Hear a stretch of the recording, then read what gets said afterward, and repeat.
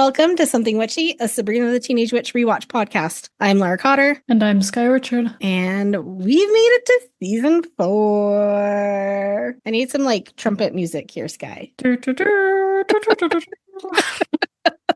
it being a new season, well, do we want to do Parasite update or Patreon ideas first? Great question. Do you have a Parasite? I don't know. So, okay. Here's the case for do I or do I not have a Parasite? Okay. How graphic is this going to be? Not very graphic. Okay. So, I basically live part-time in Colorado, it feels like. Mm-hmm. Back out in Colorado last week, well, at the time of recording this, and I got a salad kit from Safeway. Originally, I wasn't going to have dinner that evening. I'd finished a long hike. I landed in Grand Junction for the night, checked into my hotel. And then I was like, do I want to eat? Do I not want to eat? Looked at fast food options and I was like, well, that's not really healthy. And I should eat healthy. So I go down to Safeway and I'm wandering around. I'm like, this Southwestern salad kit looks fine. And so I grab it and go back to my hotel room and I eat it. It was a pretty mid salad. It wasn't a great salad, which is even Are those salads ever great? I don't know, but I'm gonna get a Parasite. I want it to be from a good salad. That's my only wish in life now that I realize this. So yeah, that was a Thursday night. Friday, go hiking in the morning, drive back to Utah. Everything's fine. And then Saturday afternoon, my tummy gets a little upset.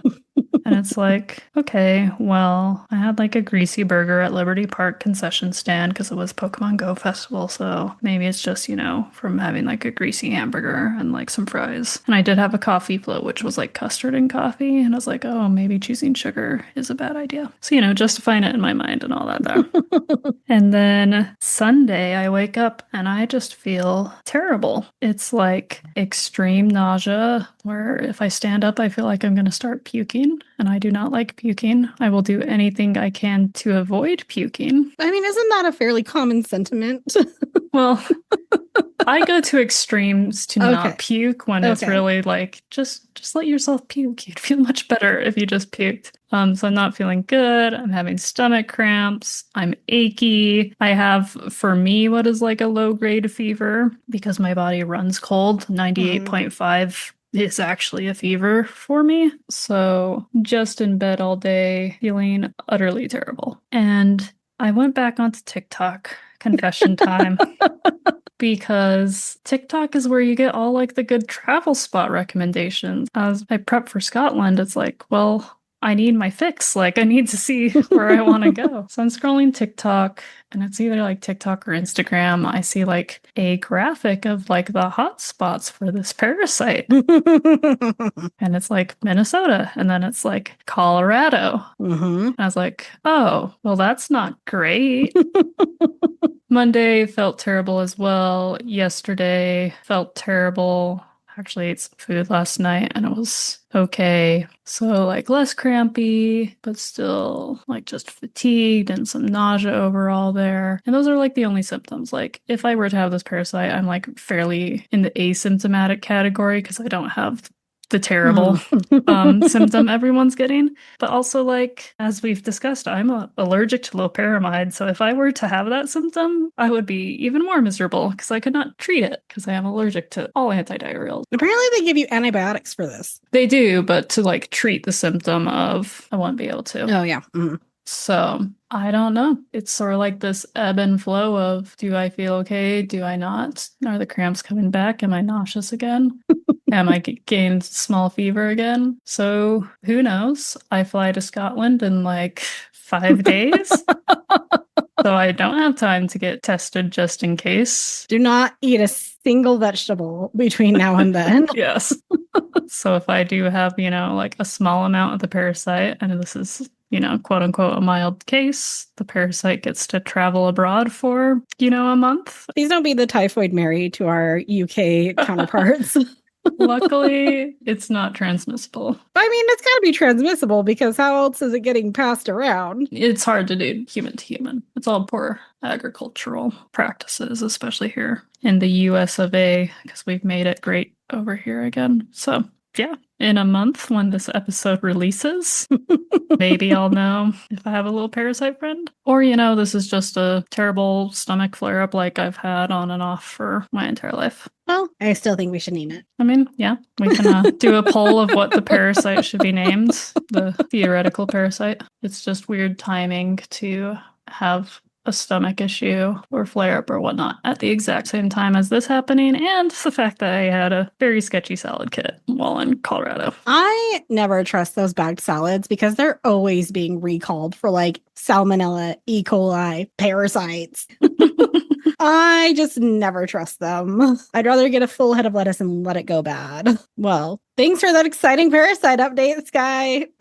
You're welcome. Totes exciting. It's Schrödinger's parasite. Patreon ideas. So we are entering a new era. And this era is going to be, let's see if we can pay for this podcast.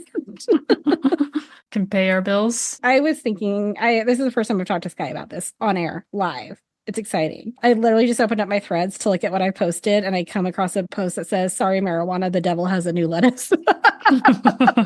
Anyway, so I started posting on threads. My first idea was, what if we started a Patreon and it was just full of cat and plant pics / videos, or gossip time with me, because I just love random gossip about random people. The other thing that I posted on the Instagram, we get a phone number, like a Google Voice number, and people can call and leave a message for one of our cats to talk about gossip, your shitty job, what's happening on your favorite reality TV show, etc. There's Instagram accounts of like teachers who have like telephones for their kindergartners to call in and tattle on their classmates so that the teacher's not being interrupted all day long with like nonsense tattling. And so it's like become like kindergarten gossip on the phone.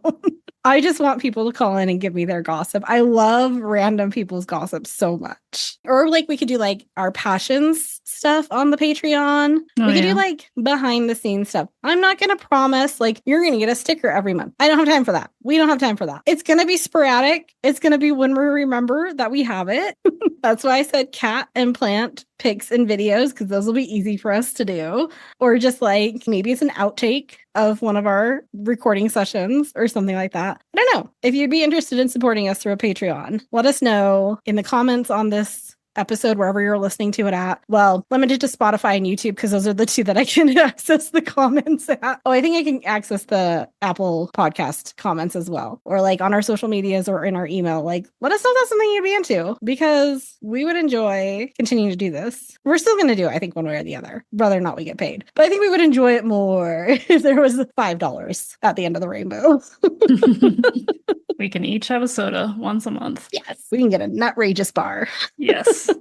Hey, why doesn't Nutrageous sponsor us? Forget Planters, Peanuts. They do not have a social media presence. I tried to find them. And even the Reese's social media presence is lackluster. Smarties has a better social media presence. Whoa. Yes, I tried.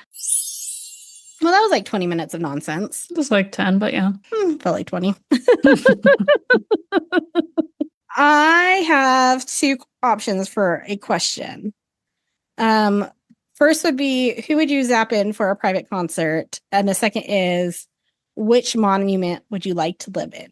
You can answer one or both. Florence Welch would follow her if she made a cult, so would love a private concert. Monument, Hierapolis, the ancient city of Hierapolis in Turkey. All right. Mine would obviously be Kesha. No one is surprised by that. Because I also think she'd be good for conversation. And we would have a fun time, and she would teach me how to use my dowsing rods, and she would probably tell me my future.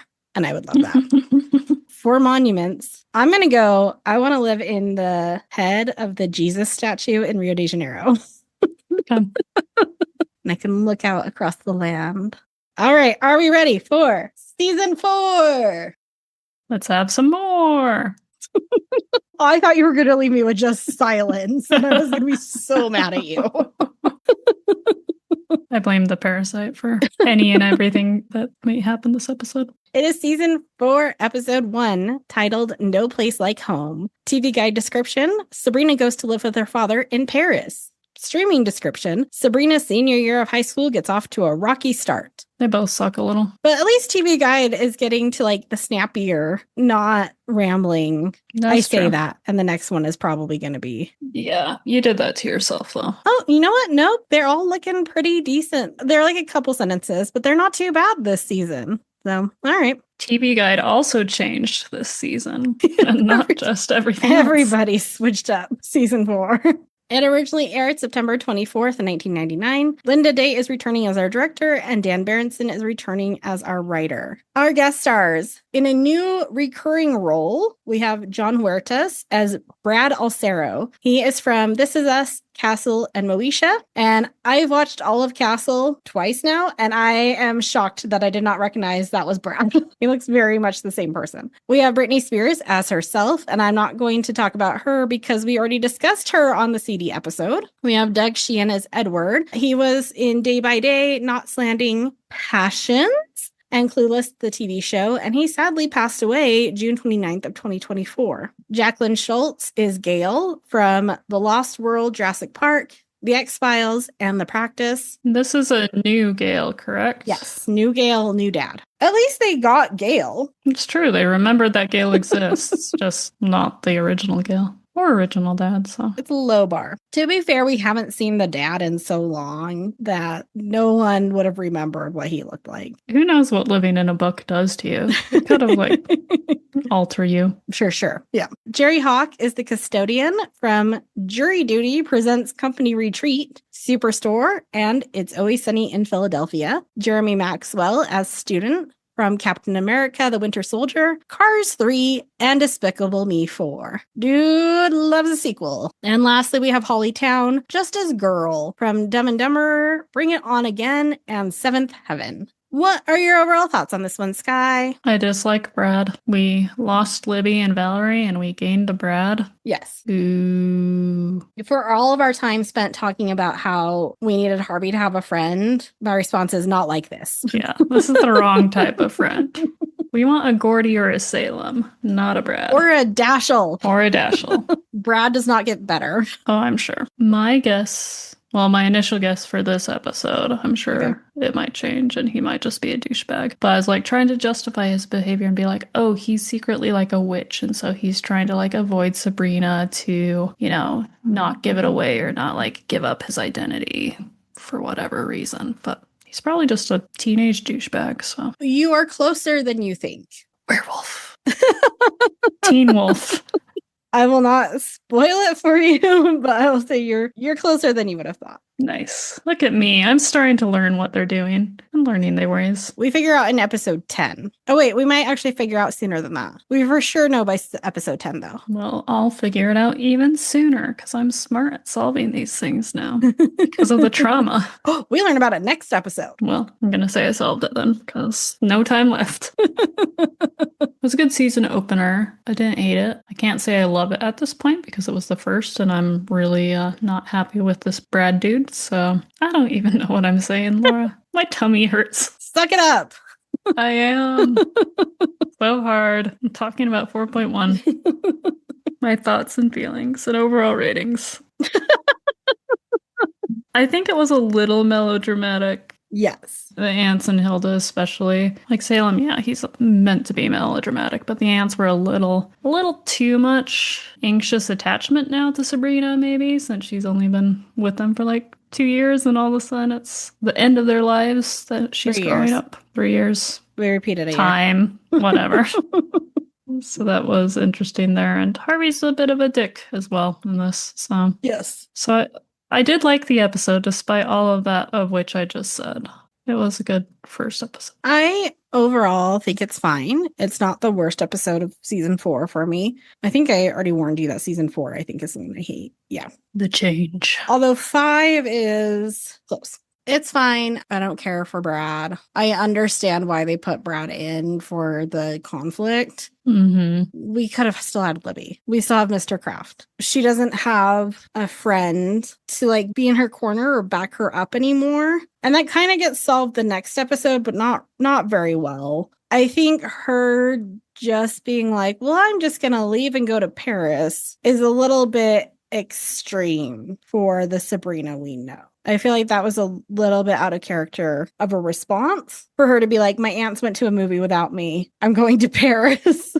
All right. Should we get into our notes? We should. We start with our cold open where Hilda and Zelda are planning Sabrina's 18th birthday party. They can't believe she'll be leaving home soon. They start crying. Sabrina arrives home and they zap on magic smiles. Sabrina is excited for this year. Libby's parents sent her to a boarding school. My note here is knowing what we know now about a lot of boarding schools. That's a big ol' yikes. And what a lame way to get rid of Libby. It's such an awful way to get rid of her. Terrible. Which is worse, Libby going to boarding school or Valerie going to Alaska? I think Libby going to boarding school. Oh, I think Valerie going to Alaska. Like, doesn't even make sense.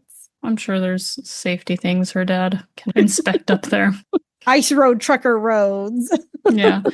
I thought Valerie would be like a couple throwaway lines as well, but like for the first half of the episode at least, like it's almost sort of like a focus on the fact that she's not there, which surprised me. I mean, the actual time they spend talking about her is not very long, but it takes place throughout a lot of the episode. Sabrina says about Libby going to boarding school, I guess Children of the Corn Academy has reopened. Children of the Corn is a short story by Stephen King that was first published in March 1977 in an issue of Penthouse. It's also been adapted into several films and a horror franchise. I didn't realize there was a full franchise. I'll have to watch the franchise at some point. I've only seen the first film. But Children of the Corn is a folk horror story by Stephen King about a young couple who become trapped in a remote Nebraska town. They discover that all the adults have been murdered by a cult of children led by a young preacher who worship a bloodthirsty demonic entity called He Who Walks Behind the Rose. That's fun. Have you not seen Children of the Corn? I have not. Pretty delightful. Those kinds of things and like the crime drama shows where they're like,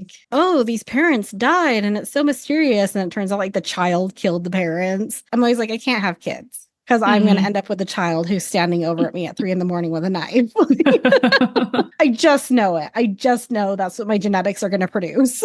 That's one method of birth control. Sabrina leaves to go to Chocolate Town, and the ants start getting weepy again. One of them says, our little witch is all grown up. And Salem says, you still have little me. We do not have an outfit intro because we have a new intro sequence where there are bubbles with the characters floating around. Skye, what are your thoughts on the new intro sequence? The song is stupid. It's the worst song. Sabrina. Secrets. No, I miss the old song. And honestly, the old intro. I'm fine without the outfit intro portion of it. The weird pun at the end. Okay. But it's like they're like, ooh, the millennium's coming up. We need to look all weird, CGI bubbly, and change our look to look hip with the times because all the computers are about to die at midnight. We get a different set of intros next season. So you only have to deal with this for one season. Okay. What's that? 26 episodes? Don't know if you're going to think that 5 through 7 is necessarily better. Oh, probably not. But it is different. At least keep the song consistent in an intro. I think that's all I ask for from a TV show. Consistent song. That is too much to expect from a 90s show. Buffy could do it, so Sabrina can. Sabrina rearranges her bedroom to fit another bed for Valerie. Valerie is staying with them instead of going to Alaska with her family. Sabrina also reminds Salem he can't talk when Valerie is there. Salem can't believe the ants agreed to this. The ants blame each other for agreeing to have Valerie come live with them as they decorate for Sabrina's birthday. Zelda starts crying again, saying she just wanted everything to be perfect for Sabrina's last year at home. Hilda joins in the crying. Sabrina unwraps presents and starts on one from her dad. Her dad pops out of the box and hugs her. He's semi-retiring and wants her to come live with him in Paris. What is semi-retiring? He no longer has to live in a book. He still has to work, but not in a book. You would think I'd like cut down on hours or something, but that doesn't end up being the case. So I don't know. Sabrina and the ants are shocked.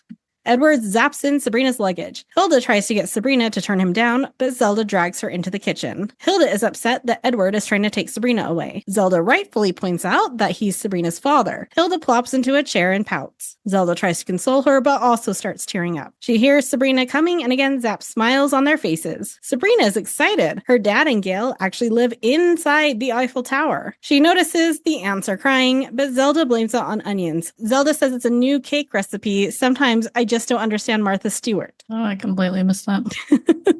Martha Stewart, famous for cooking and decorating and home type show things, and also went to jail for insider trading. Also best friends with Snoop Dogg. And they have a cookbook together. They do. Love it. Harvey arrives at the back door and sees the ants' big smiles, thinking they're having a great time at the party. During this scene, Salem comments that when I'm upset, I eat. And I would say that when you are Salem, you eat. That is just part of being Salem. Harvey got Sabrina parking lot passes for the Britney Spears concert so they can listen to the concert from outside. Harvey says we might get to see her when she runs to the limo. This is kind of a genius idea from Harvey, and I think the next time an artist comes to USANA that I want to go see, I'm just buying a parking lot pass.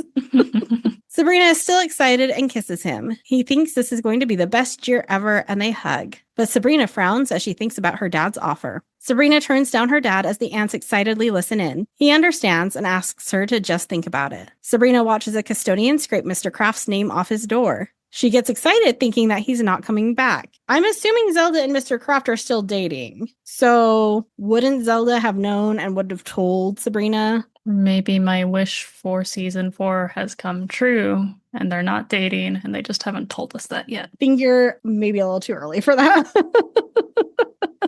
Harvey joins her with some more good news. His friend Brad moved back from Texas. Brad throws a football down the hallway, then hits on a girl. Harvey introduces him to Sabrina, and weird music plays. Brad barely speaks to her, then leaves. Harvey doesn't notice, and Sabrina is left confused. Zelda and Hilda are packing up their potions before Valerie arrives. They hear Salem yelling, "Fire!" and run into the kitchen. A piece of paper is in the toaster burning. Zelda tells him that's a real toaster, not the magic one. Hilda takes the paper out and scolds him for ordering a king-size cat bed. With magic fingers.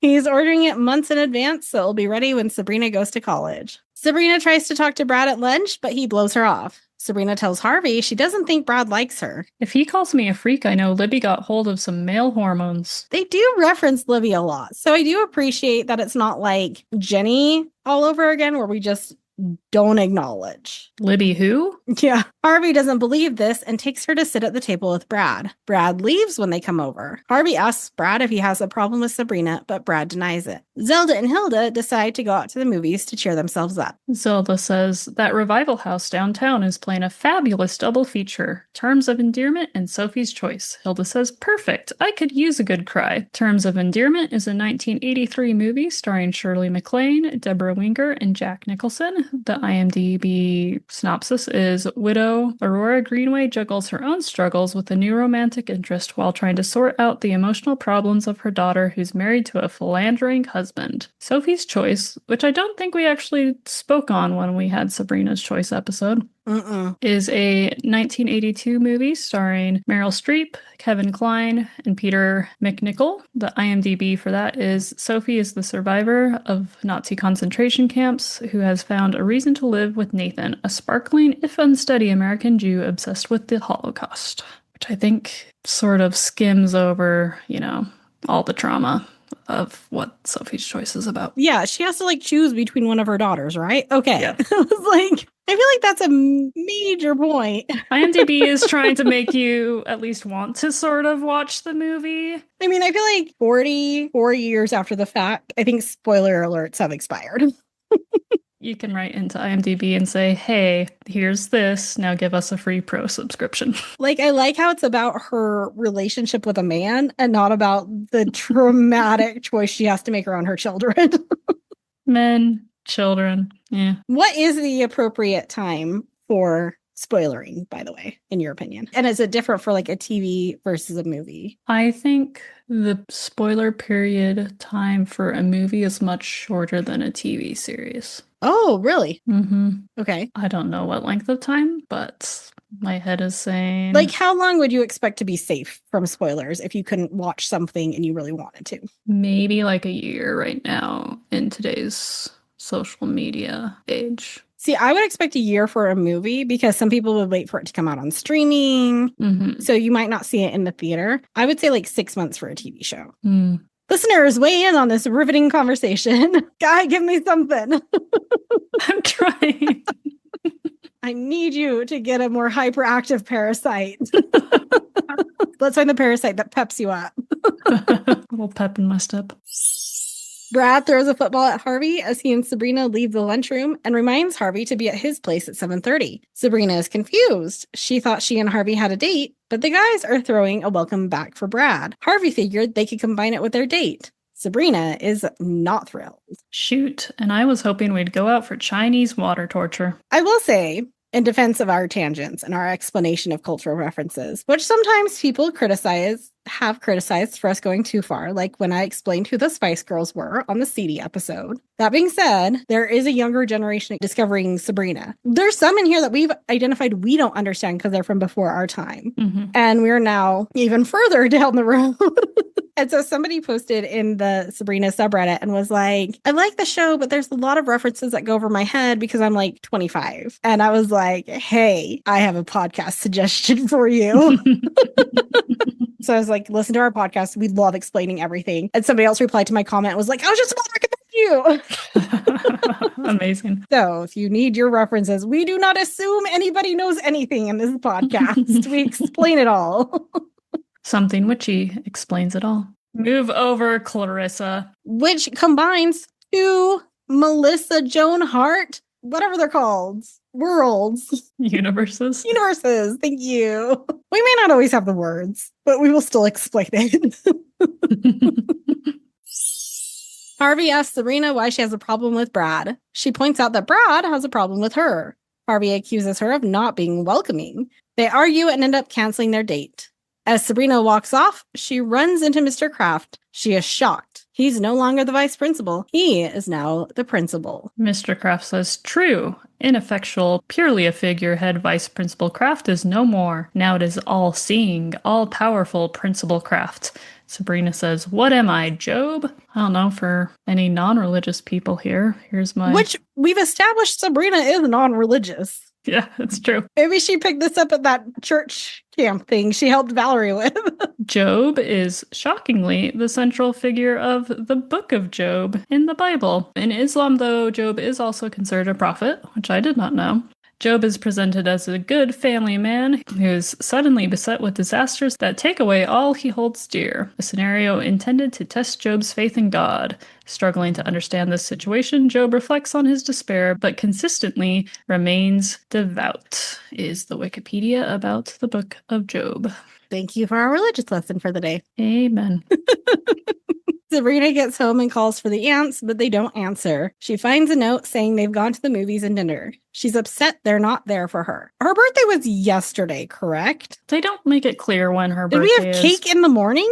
I think it was, birthday was the day before. Dad comes, Harvey comes by, it's an evening, and then the next day is school day. So she's deeply upset that her aunts went out while she was at school to movie and a dinner. Okay, her aunts cannot have their own lives. Sabrina goes to Salem, who is lying in her bed thinking about redecorating her room. Do you think a mirrored ceiling would be too much or just enough? And I love the kitty robot laying on its back with its little paws over the cover. It was so cute. It was fantastic. Just then, the phone rings. It's Valerie. Sabrina starts to tell her about everything that's happened, then realizes Valerie is supposed to be on a plane right now. Sabrina sadly hangs up. Valerie isn't coming because she can't leave her family. Salem exclaims, yes, look who's talking now. You didn't talk about the Look Who's Talking Now franchise. Do you know that? No, it was just a funny line from Salem because he was complaining how he couldn't talk. It is not just a funny line, it is a reference to 1989 romantic comedy film Look Who's Talking, directed by Amy Heckerling,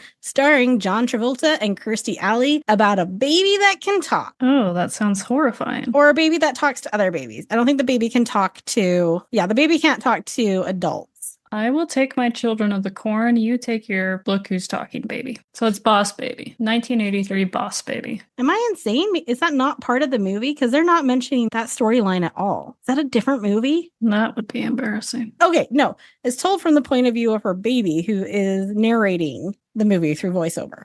Okay. Why did Wikipedia not mention that at all? And I'm pretty sure it is yes, because there's a Look Who's Talking Now from 1993. I don't know if there's another one after that, but there's at least the two. Nope, there's a third one. Look Who's Talking Now. Babies. Sabrina complains that this will be the worst year of her life, but then zaps in luggage. She's going to Paris. Sabrina writes Harvey a letter from her dad's apartment in the Eiffel Tower, but she struggles to find the right words. Gail comes in with baguettes.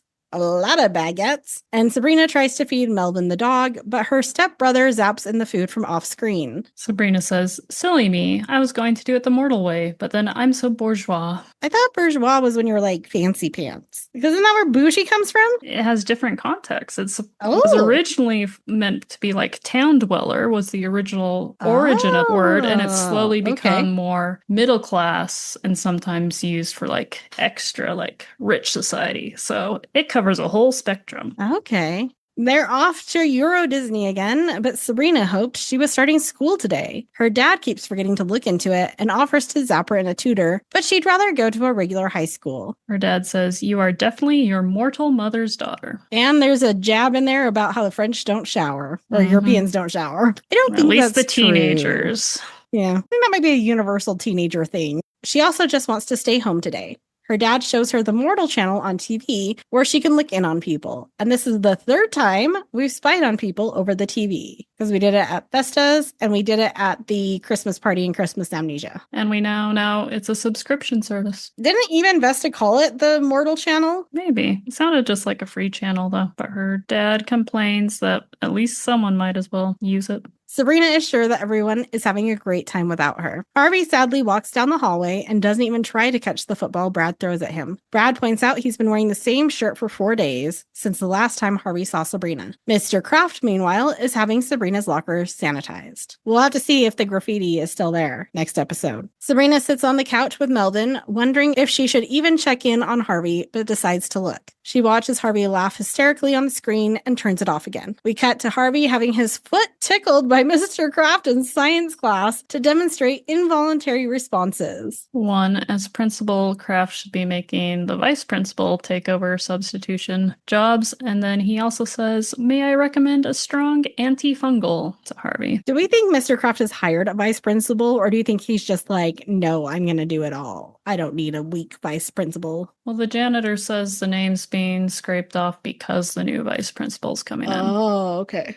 Also, I 100% expected Melvin to speak at some point. Melvin did like these weird twitches in those scenes. I don't know if you noticed that. Yeah, if you rewatch this portion of the episode, like every time Sabrina goes to watch a new like person, it like cuts to Melvin and he does like a funky little twitch and it's like, is this dog like somehow impacting what she's watching? Obviously not, but while I was watching I was like, this dog is like sabotaging something somehow.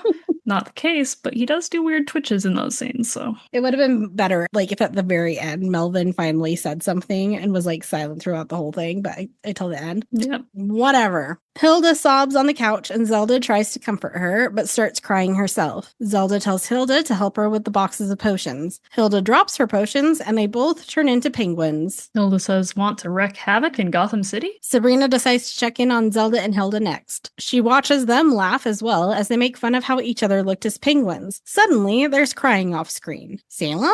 Salem sobs on Sabrina's bed. He's upset that the drapes clash with the new comforter he bought, and he can't return them. Sabrina turns off the TV again. She realizes only her dad cares about her, and she vows to do everything she can to fit in there. Zelda scolds Salem for crying about decorating. Salem admits he misses Sabrina and sobs some more. Specifically, Sabrini. Sabrini! Zelda remarks, you self-absorbed cat.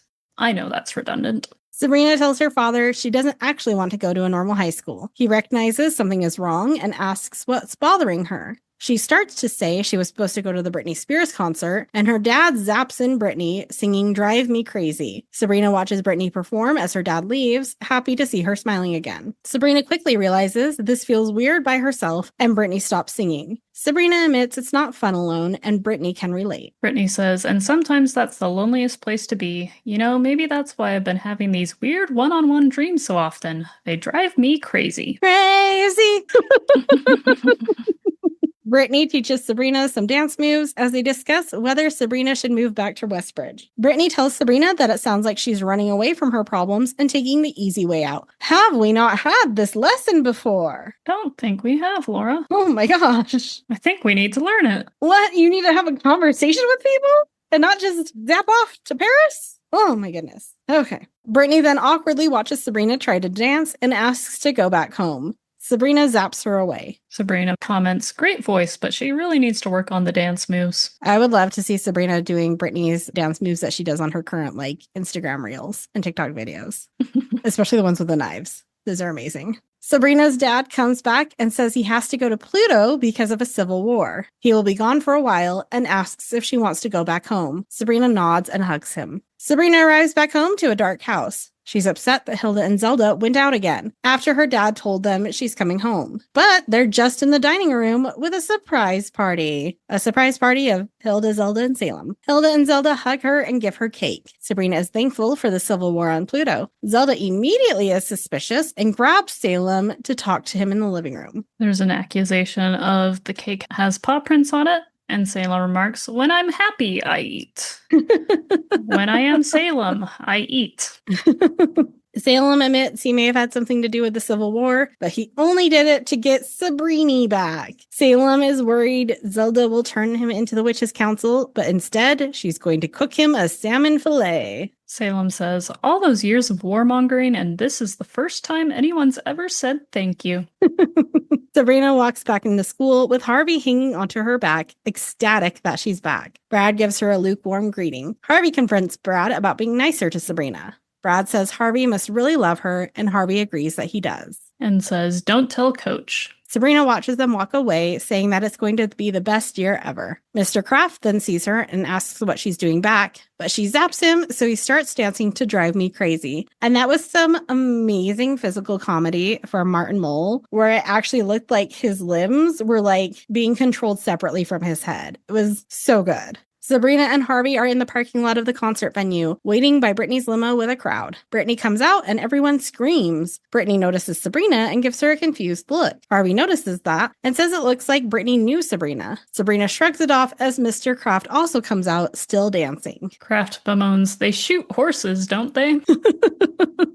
Our end tag is a portion of the Drive Me Crazy music video featuring Melissa Joan Hart. And I think that is a sign that we need to watch the Drive Me Crazy movie this season. I also did see a TikTok that's Melissa on a podcast talking about Drive Me Crazy and her kids watching it. So I think that's a double sign. Yep. Oh, apparently the song is also just crazy. Parentheses, you drive me crazy. Drive Me Crazy is the movie. The more you know. I know nothing about the film, so it would be exciting to watch. I don't either. So we'll go on a line together. Wow. All right. Last thoughts on this episode, Skye. It's Brittany, bitch. It's Sabrina, bitch. Do you want to do the new title thing this season? We don't have a family secret to guess. We could, we find out next episode. I was like, we could do the guess what Brad is, but gets ruined next episode. Maybe just new title as if I have a good replacement one. All right. No good replacement for this one? I think No Place Like Home is pretty. There was not a single reference to Wizard of Oz, though. I feel like we could have done when she's in Paris, looking out the window at Paris, being like, I don't think I'm in Kansas anymore to Melvin. Yeah, I don't think I'm in Kansas anymore, Melvin. Yeah, that was a little disappointing. Next episode is season 4, episode 2, Dream a Little Dream of Me. What do you think it's about, Skye? That song's going to be stuck in my head forever. We've already had sort of like a Sandman-esque episode, so I have a hard time believing they'll do another like Sandman thing, but also makes me feel like maybe they will based on that title. Or maybe we get the ants again, the sheep, or the evil twin of the sheep. Oh, I want to see that. You know, now I can just start throwing in evil twins into any of my guesses. Sheep evil twin. Who like causes like bad sleeps. Not big sleeps, bad sleeps. Do you want me to spoil one little thing for you? Sure. Dreama is the name of a person. So Dreama is the evil twin of the sheep ant. It's going to be a bad time. I think it might be a bad time, but for other reasons. Well, bad time because of Brad. Yes, Brad does have a larger role in next episode. Ooh, maybe he's related to Dreama or something. Maybe he's an evil twin. Ooh. Well, please join us next time. Until then, like, share, rate, and subscribe to this podcast. Email us at somethingwitchypod@gmail.com. Follow us on Instagram at somethingwitchypod. Comment wherever you're listening to this podcast, on our social media, on our threads, on our Facebook, in our email inbox, on our Reddit. Let us know if you'd be interested in a Patreon where you get a little more intimate with me and Skye. And maybe a parasite too. Maybe a parasite. You have to donate money to name the parasite. It's like one of those zoo competitions. Oh, you know, like you know how every Valentine's Day Hawkwatch does the thing where you can name a mouse for somebody you hate and they'll feed it to their hawk, to like the raptors. You can name a piece of lettuce that Skye will feed to the parasite after someone you hate. We're really banking on this parasite existing. No one will know. We can lie. You can't see it. Just a little guy. Until next time, folks. Stay meowgical.